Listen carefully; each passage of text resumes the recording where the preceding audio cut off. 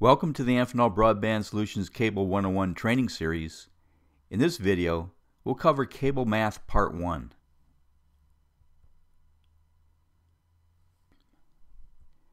In this training, we'll cover the basic math foundation needed for the cable communications industry. We'll look at the metric system, cover the powers of tens, explain what logarithms are, and explain the difference between dB and dBmV. As you'll see throughout the training, cable math is nothing to be feared.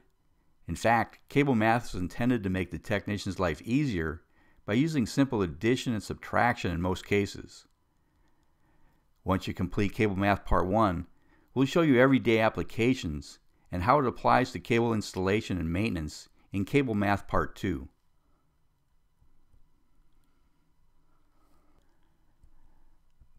First, we'll look at the metric system, which is used in most of the world except the United States and a couple of small countries.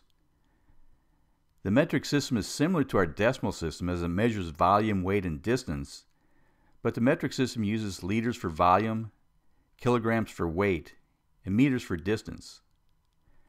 Like the decimal system, smaller or larger units are based on the power of tens, which I'll explain in a little bit. For distance, there's only one basic unit, the meter. 1 kilometer equals 1,000 meters, equals 10,000 decimeters, and equals 1 million centimeters. Where our mile equals 1,760 yards, 5,280 feet, or 63,360 inches. So you can see that compared to our system, the metric system is easier to use once you understand it.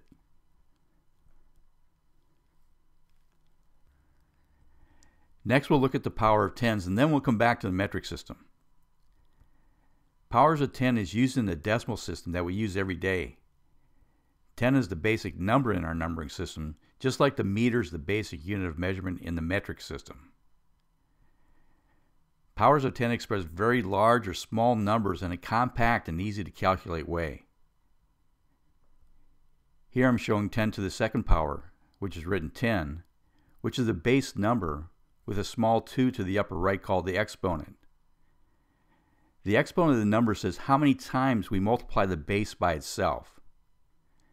It's also called 10 squared and is equal to 10 times itself and is equal to 100.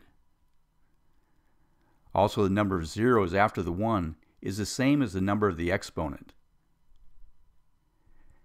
10 to the third power is also called 10 cubed and is equal to 10 times 10 times 10, or 1,000, with 3 zeros to the right. 10 to the sixth power is 10 times itself 6 times, and equal to 1 million, with 6 zeros to the right.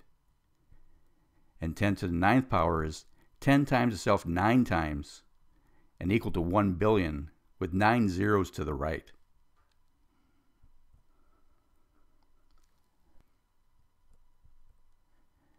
Numbers less than 0 can be expressed using negative powers of 10. 10 to the minus 3 equals 0.001 or 1 thousandths. Notice that with negative numbers, the zeros are placed to the left of the 1. 10 to the minus 6 equals 1 millionth. And 10 to the minus 9th equals 1 billionth.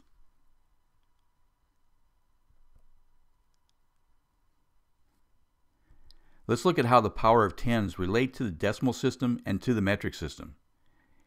In this table, I'll show you the power of 10, what number that equates to, what we refer to in our decimal system and in the metric system, and I'll show the metric symbol. You'll see that what makes the metric system so easy to use is that each larger or smaller unit of measurement is expressed by putting a particular prefix before the main unit of measurement. We'll start with 10 to the 0 power, which is 1. As we go higher, the power of 10 to the first equals the number 10. We call it 10, and in the metric system it's referred to as deca, with the symbol being a capital D. 10 to the second power is 100, and the metric system calls it hecto, and its symbol being a capital H. 10 to the third power is 1,000. The metric system calls a kilo, with its symbol being the capital K. 10 to the 6th power is 1 million. The metric system calls it mega, with its symbol being a capital M. 10 to the 9th power is 1 billion, and the metric system calls it giga, with its symbol being a capital G. 10 to the 12th power is 1 trillion, and the metric system calls it tera, with the symbol being a capital T. Going smaller, 10 to the minus 1st power is 1/10, and the metric system calls this deci, with a symbol being a small d. 10 to the minus 2nd power is 1/100th. The metric system calls it centa, with its symbol being a small c. 10 to the minus 3rd is 1/1000th. The metric system calls it milli, with a symbol being a small m. Don't get milli confused with being a millionth. It's similar in sound to a millionth, but it's only 1/1000th. 10 to the minus 6th power is 1 millionth, and the metric system calls it micro, with the symbol being a Greek symbol mu. 10 to the minus 9th power is 1 billionth, and the metric system calls it nano, with its symbol being a small n. 10 to the minus 12th power is 1 trillionth. The metric system calls it pico, with the symbol being a small p.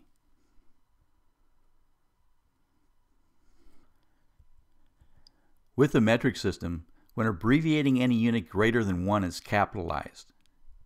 Any unit less than 1 would be lowercase. Let's look at some common nomenclature that's used in the cable communications industry. Terabyte for data, gigahertz, megahertz, and kilohertz for frequencies. Hecto and deca aren't commonly used in the cable industry. dB for signal comparison, centimeter for distance measurements, millivolt and microvolt for voltage, nanometer for fiber optics, and picofarad for capacitance. So without even realizing it, you've been using the metric system in your cable career up to this point.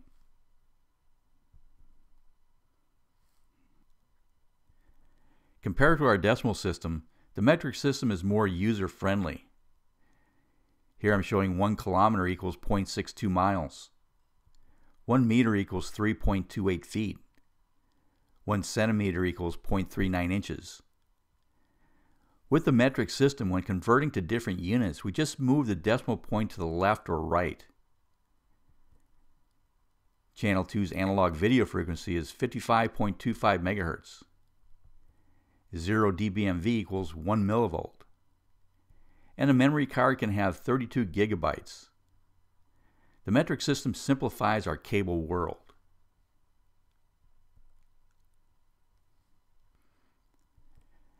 The metric system also makes it very easy to add or subtract numbers of unlike units.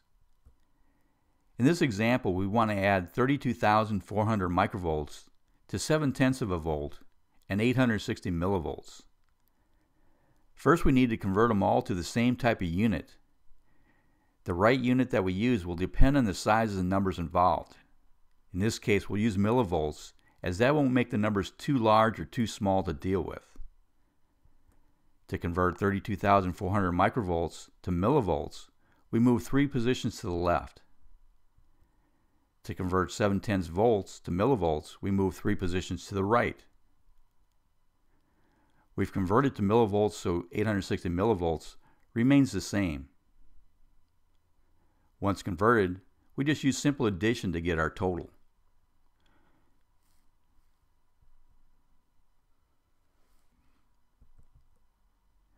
Next, we'll look at logarithms, also called logs, which is the number to which the base must be raised in order to produce that number. Logs are a way to express large numbers simply. And logs simplify calculations because the addition and subtraction of logarithms is equivalent to multiplication and division. Logarithms can be expressed as powers of any number. Most cable communication applications use the power of tens. In your career as a technician and engineer, you use logs for decimals, gain, loss, signal levels, carried in noise, and noise figures.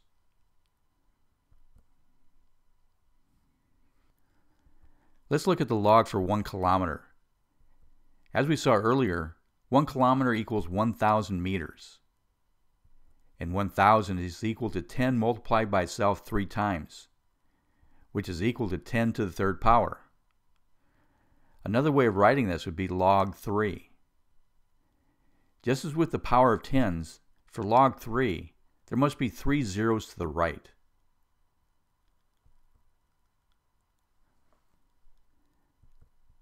The log of 10,000 would be 4. The log of 100,000 would be 5. The log of 1 million would be 6. The log of 1 billion would be 9. The log of 1 trillion would be 12. The log of 1,000th would be minus 3. The log of 1 millionth would be minus 6. The log of 1 billionth would be minus 9. Depending on the source material that you're referencing, the base 10 logs can be written in several ways. Here I'm showing 3 different ways, and these are all correct.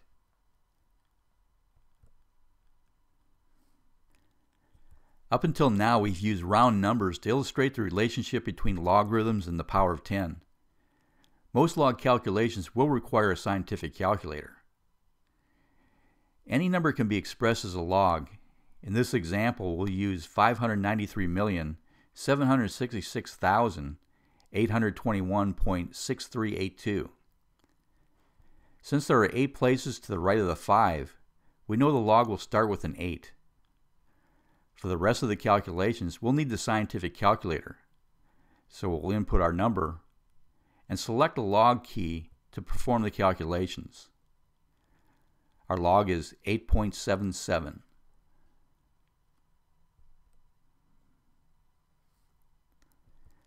Next, we'll look at decibels.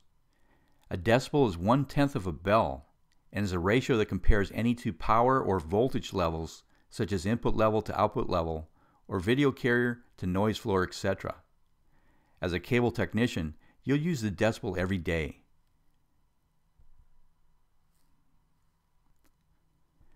To understand decibels, we need to start with the bell, which came from the telephone industry.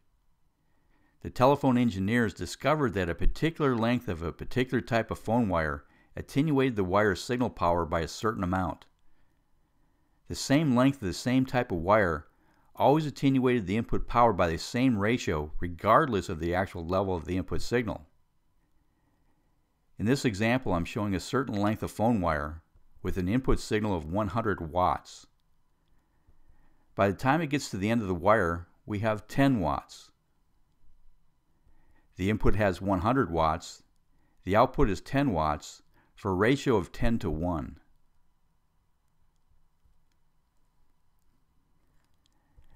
Now we'll change the input signal to 1000 watts. At the wire end, we measure 100 watts. So even though we have a different input power, the ratio of the loss from the input to the output is still the same, 10 to 1. This relationship is called the bell, in honor of Alexander Graham Bell.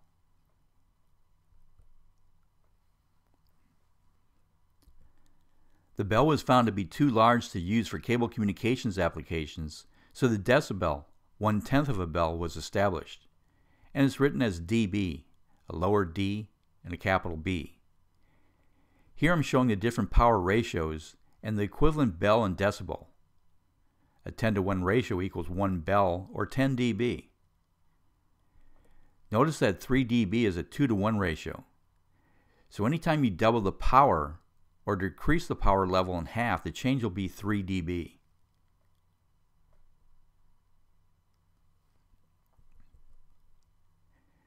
dB represents the logarithm of a ratio of two signal power or voltage levels. It's a relative measurement as it's comparing the relationship between two measurements.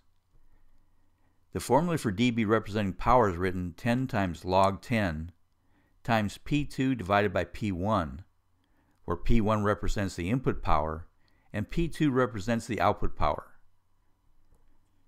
The formula for dB representing voltage is written 20 times log 10 times V2 divided by V1, where V1 represents the input voltage and V2 represents the output voltage. Let's look at a couple of example calculations. Many people, when you mention dB, think of the loudness of their stereo. Let's compare the loudness between two stereos. One has an output of 50 watts and the other 100 watts. Here's our dB formula. We'll replace P1 with 50 watts and P2 with 100 watts. 100 divided by 50 is 2. Next, we'll use our scientific calculator to find a log of 2, which is 0.301. Now we'll multiply 0.301 by 10, and our result is 3.01. So the 100 watt stereo is 3.01 dB louder than the 50 watt stereo, or has 3.01 dB more gain. In this example, let's find out how many dB of loss we have through a piece of cable. On the input we have 10 watts, and on the output we have 5 watts. Here's our dB formula. We'll replace P1 with 10 watts and P2 with 5 watts. 5 divided by 10 is 0.5.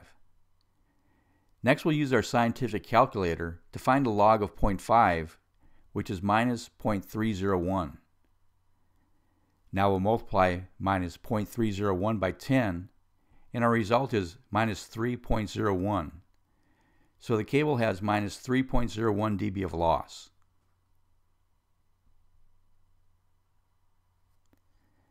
Now we'll look at what a dBmV is. In the early days of cable TV, the technicians used meters that measured the signal strength in millivolts. Millivolts were very small and cumbersome numbers, such as 3.1623 millivolts, and were not easy to interpret and use, so we needed a better way to measure our signals. So experiments were conducted in the early days of television to determine the minimum signal strength needed to produce a noise-free picture. The story goes that they had groups of people watching a television program while the signal level was turned higher and lower. Each group identified when the picture became noise-free. When the noise-free signal was measured, they measured 1 millivolt, and that was established as the minimum signal level needed to produce a good noise-free video picture. 1 millivolt measured across 75 ohms, the cable system's characteristic impedance, when referenced to dB equals 0 dBmV. This is the standard we use today.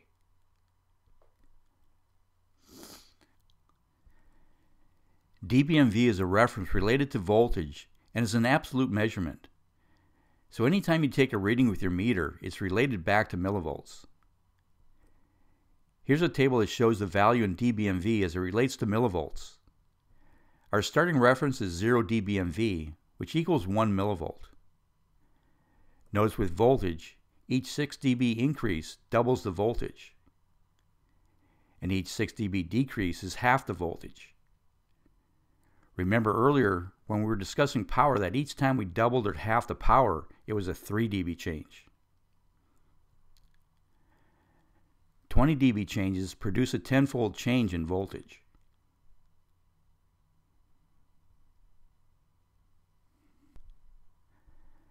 Remember, dBmV is a reference related to voltage and is an absolute measurement. So anytime you take a measurement with your meter, it's dBmV.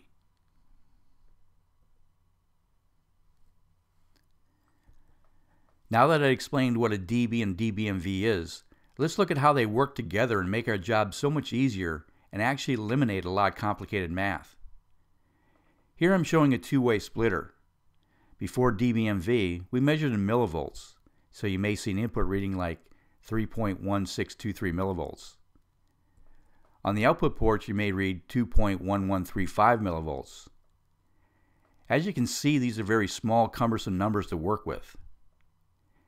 If we wanted to see how much loss we had, we could take the input and subtract the output from it for a result of 1.0488 millivolts. It doesn't make much sense to us. Is that how much a splitter should have lost? We could use our dB formula and plug our input and output levels in and go through the math. That's making more sense to us. We have 3.4 dB of loss, but it was a lot of math just to see that we had the right amount of loss through a splitter. Now let's use dBmV for our measurements. We measured 10 dBmV on the input and 6.5 dBmV on each output. If we want to find the insertion loss of the splitter, we subtract the output from the input for 3.5 dB of loss. I bet most of you figured out how much loss there was in seconds and didn't even need to use a calculator. It was easy.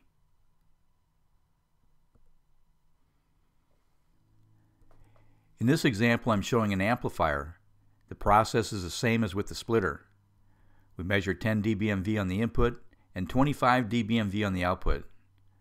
We do our simple math to find we have 15 dB of gain.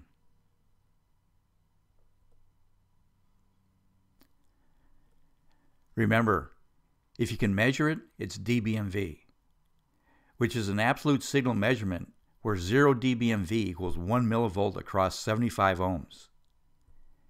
If you have to calculate it, it's dB, which is a ratio between two power or voltage levels and represents gain or loss. Let's review what we've covered in this training session on cable math and the basic math foundation. We saw that metric prefixes are used for system measurements, that powers of 10 tell us how many times we have to multiply 10 by itself, discuss logarithms, and that they express large numbers simply, show that dB represents the logarithm of a ratio of two signal power or voltage levels, and that dBmV is an absolute signal measurement where 0 dBmV equals 1 millivolt across 75 ohms.